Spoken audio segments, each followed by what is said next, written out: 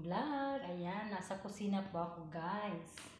Oo nga pala, welcome sa aking channel. Ayan, sa mga hindi pa naka-subscribe sa akin, pwede nyo akong subscribe, like, and comment lang kayo, guys, para balikan ko kayo. Ayan, today's video, mag-share ko lang yung aking recipe na sobrang paborito ng lahat. Ayan. Ito yung aking way, the simplest way na alam ko na sobrang yummy siya, sobrang delicious, sobrang lambot ng ang aking manok. Ayan.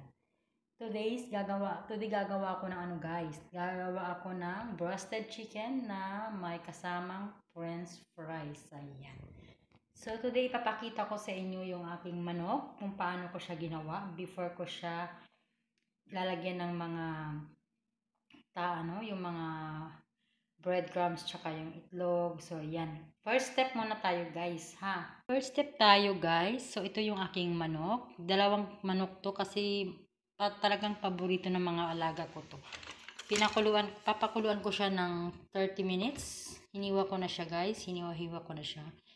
Asin lang po yung nilagay ko, guys. Wala akong ibang nilagay, kundi asin tsaka tubig lang. Ayan. Papakuluan ko siya ng 30 minutes pwede na. Kasi itong manok na to is maliit lang siya. 800 grams lang bawat isa niya. So, hindi siya matandang manok. Kumbaga, madali siyang pakuluin, madali siyang palambutin. Ayan. Antayin natin siyang kumulo at lumambot. Sa loob ng 30 minutes, pwede natin siyang ihain mamaya. Guys, gagawin natin yung partner ng ating tawag nito, chicken roasted, itong fries. So ayan na, magkasalang na ako.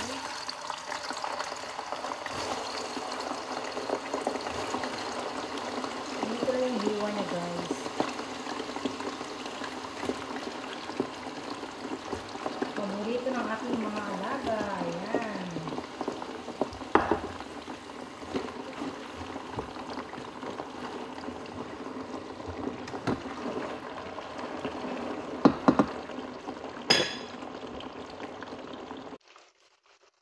Ito na yung ating manok, guys. Ayan, malapit na siyang kumulo. Papakuluan ko siya ng 30 minutes para maging masarap at juicy yung ating roasted chicken. Yan yung sekreto ko, guys. Hindi yung diretso na luto ng manok. Ito yung process ko talaga. At I assure you, sobrang sarap talaga niya. Sobrang juicy ng aking roasted chicken. Hindi siya dry. Yun talaga yung importante, guys. Hindi siya magiging dry. So, ayan, pinapakuluan ko siya, guys, sa loob ng 30 minutes. Kasi medyo baby naman yung ating chicken. Hindi naman siya medyo matanda. So, okay na yung 30 minutes, guys. I'm sure na maluluto na siya sa loob ng 30 minutes.